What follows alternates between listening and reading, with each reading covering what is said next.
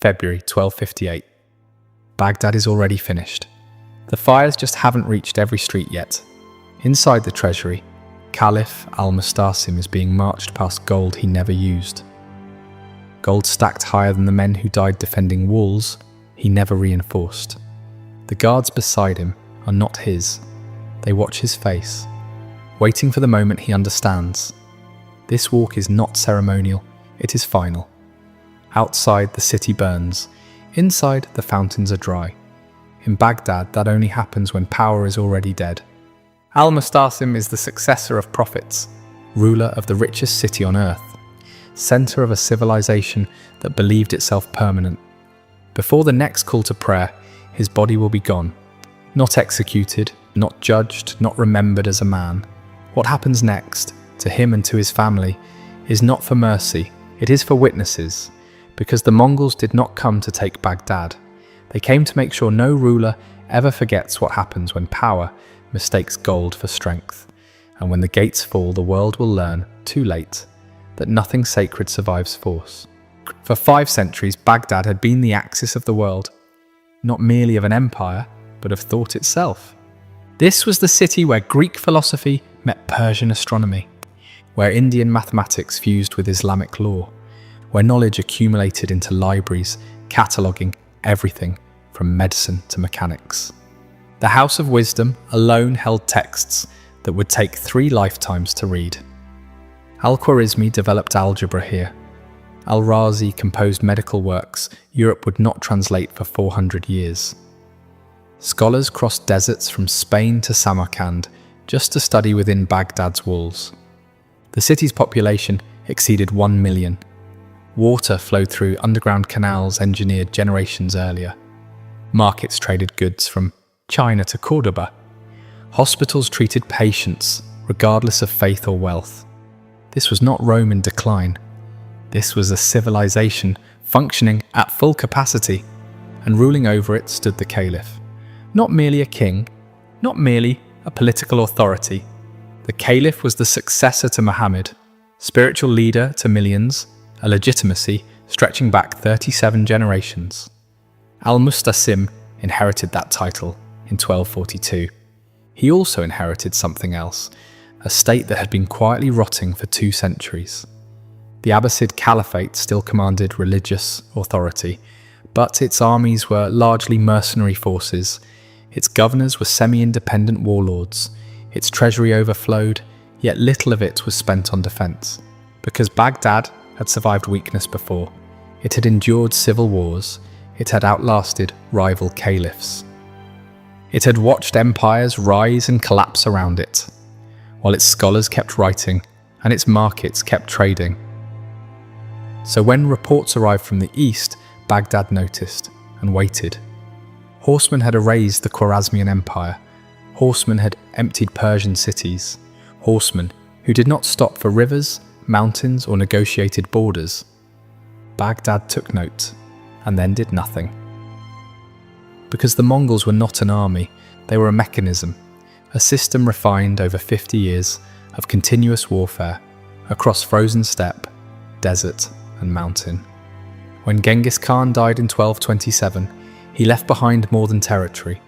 He left behind doctrine, a method that turned conquest into repeatable process. And one of his grandsons, Hulagu Khan, was assigned to carry it west. In 1253, the Mongol Kurultai gave him a clear directive: secure submission from every state between Mongolia and the Mediterranean. Not defeat submission, because the Mongol Empire was not built on occupation. It was built on compliance. Cities that submitted early retained autonomy. Their rulers remained in power. Their people lived. They paid tribute. They acknowledged Mongol supremacy. Cities that refused stopped existing. Every target received the same sequence. Messengers arrived. Written terms were presented. Submit immediately. Send tribute. Provide hostages, usually sons of rulers. Accept Mongol authority. Compliance meant survival. Walls remained standing. Markets stayed open.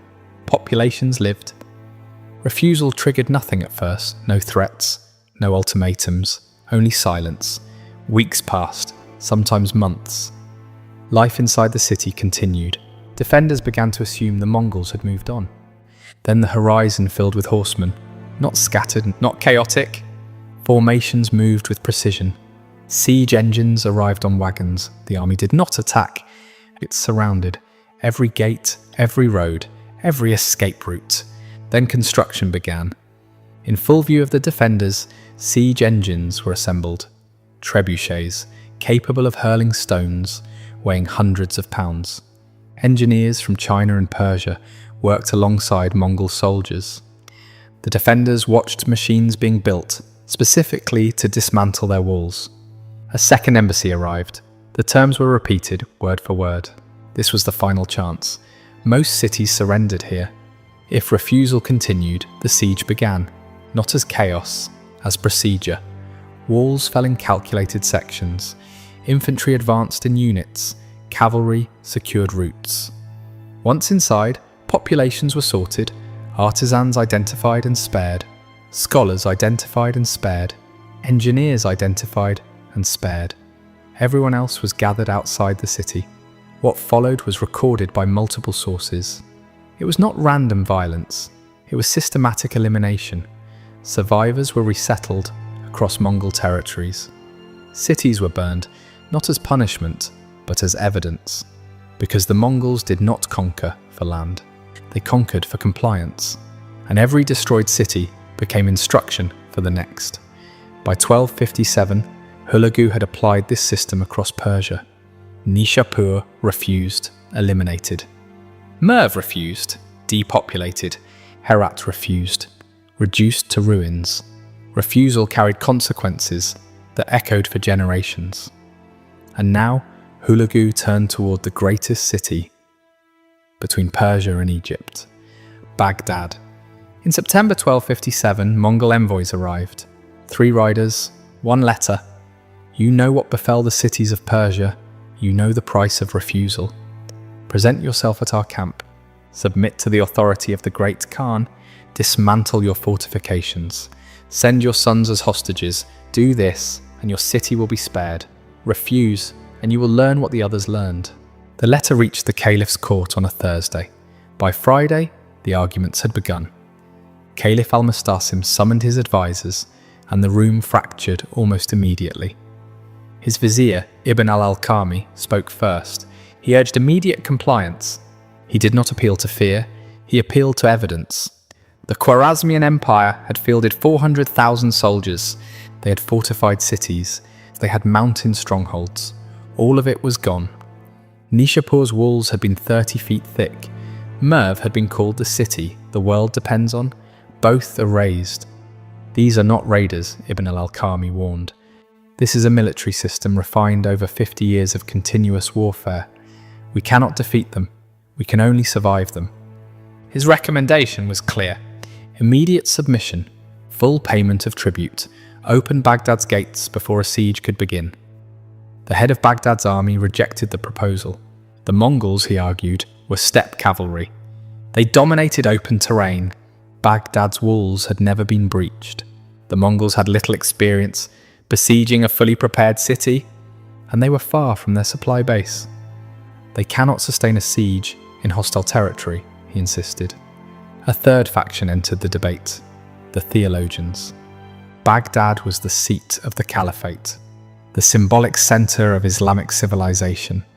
God would not permit pagans to destroy the lineage of the Prophet. They spoke with certainty. Al-Mustasim listened. He was 54 years old. He had ruled for 16 years. He had never faced a military crisis of this scale. Contemporary accounts describe him as fond of luxury, devoted to scholarship, uneasy with military affairs, a man who trusted the authority of his position. He studied Hulagu's letter, then he looked at his advisors, and he decided, "We are the caliphate," he said. "We do not submit to threats from horsemen." The envoys were dismissed. No tribute would be sent. No preparations would be made. Ibn al-Alqami tried once more. "If we refuse," he said, "they will come." "Then let them come," al-Mustasim replied. The envoys departed Baghdad on September the 24th, 1257. They carried no response, only confirmation of refusal. What followed mattered more than the refusal itself. The Caliph did not mobilize the army. He did not reinforce the walls. He did not open the treasury to fund defences. Instead, life at court continued as usual, as though the threat might dissolve through neglect. Meanwhile, 300 miles to the east, Hulagu's army began to move. November 11th, 1257. Mongol advance forces appeared 30 miles east of Baghdad. Scouts reported back. Cavalry units, perhaps 5,000 horsemen, no siege engines visible. Baghdad's military commander saw opportunity. If the Mongol detachment was small and isolated, it could be destroyed in open terrain. A decisive victory would restore confidence and discourage further advance. He recommended immediate action. The Caliph agreed. On November 13th, Baghdad's field army marched east. 20,000 men, 12,000 cavalry, 8,000 infantry. The largest force the Caliphate had assembled in decades. They carried provisions for 3 days. The plan was straightforward. Intercept the Mongol advance force, engage in open battle, destroy it before reinforcements could arrive. Return to Baghdad victorious. November 15th, 1257, the armies met 25 miles northeast of the city. Baghdad's commander deployed his troops traditionally, cavalry on the wings, infantry at the centre.